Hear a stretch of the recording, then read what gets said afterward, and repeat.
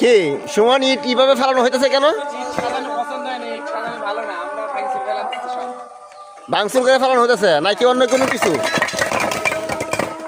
ভাই এখানে একটা সাপ ঢুকছে, তারা জানের বয়ে এগুলা কিভাবে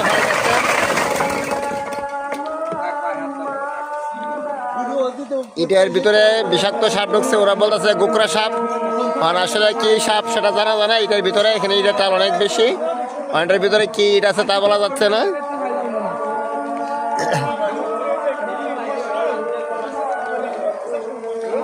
আসলে কি সাপ আছে?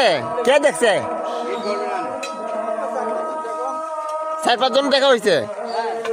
মানে যে রাসেল ভাইপার না গোকরা? হ্যাঁ বুঝি নাই তো।